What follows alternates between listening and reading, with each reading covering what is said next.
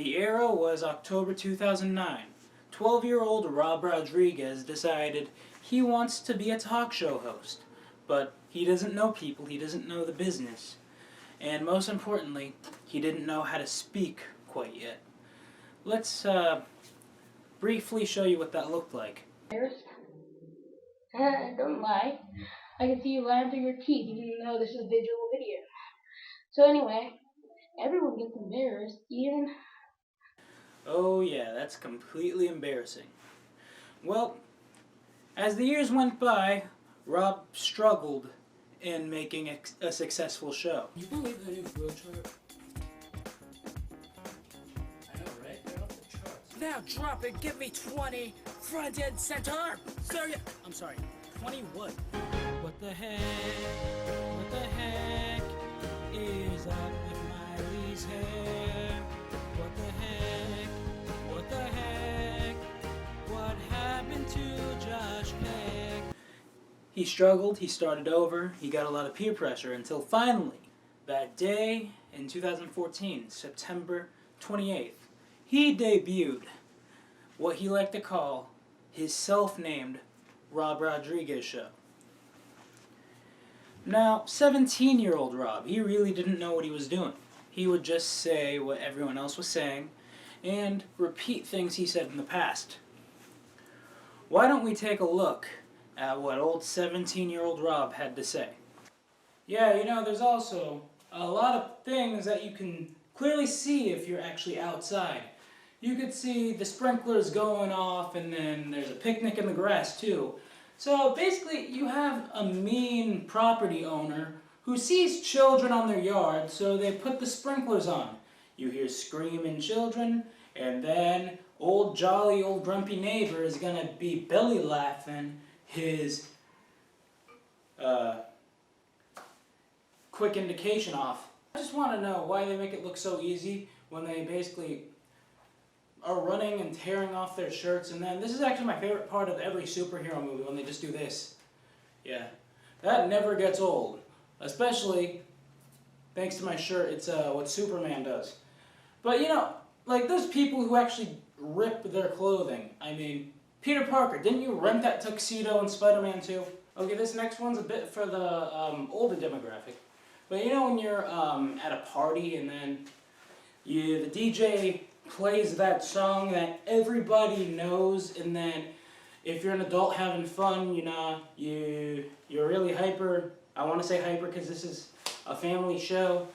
You're very hyper, and all of a sudden you hear that Little John hit, you know, don da don da don da don da don don da don don da don, and you call the shots. Turn down for what? And then all the adults, even the elderlies, are turning down for what? And they're like, I don't even know what this means, but I love it. This is the best Frank Sinatra song ever. And then the 20-somethings have to turn their heads like this. What did he just say? Oh yeah. Now let's go to December 29th, 2014. Rob pulled out the old green screen, and he decided, I don't want this gold sheet no more. Why don't we make a backdrop with New York City when you clearly live in Florida? Now, the only issue was I had the flu when I started that version of the show. So the volume is off, my voice is kind of whiny for the next 2 weeks, and then something came up where I get better, and then I take the green screen effects for granted. Well, this is the first attempt at green screen, because we're doing it again when we come back. Enjoy. How's everybody doing tonight? Are you doing good? Okay. So this nation is sort of known as the selfie nation. Not the selfish nation, Grandpa. I'm talking about the selfie nation. Now, you'll never find a bandwagon who will actually admit that the first step is admitting you have a problem. Well, if you think about it, bandwagons happen to be followers of anything, but usually they have no idea what they're doing. Like basketball, for example, you have teams, like fans of teams, and they are only fans of the clothing line and anything branded with the team. Now, personally, I'm not really a sports guy. In fact, the only thing I know about basketball is that Curtis Blow song, which goes like this. my favorite sport. I like the way they dribble up and down the court. Alright. Because you know what movie theaters like. Cha-ching. And people are arguing, I'm team blue and black, I'm team white and gold. Now, really, last time I saw someone break the internet, it was on Paper Magazine. But since this is a family show, we can't bring that up. March 1st would be the last show to do like that.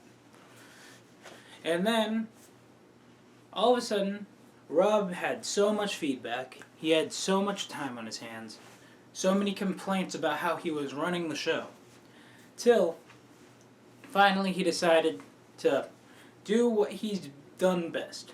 Talk about 2 topics, and then when you're done with the 2 topics, do something, basically wing it. But what he didn't realize is speeding your words up makes you seem very aggressive. So he finally slowed down, and thus the current version was born.